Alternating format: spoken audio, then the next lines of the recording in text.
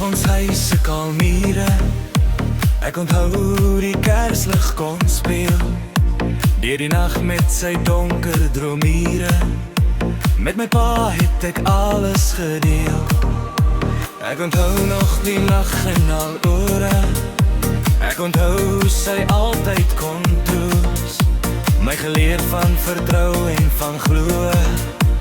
Gehelp as ek seer kry, was altyd maar naby. My ma sal vir ewig in herinnering lewe.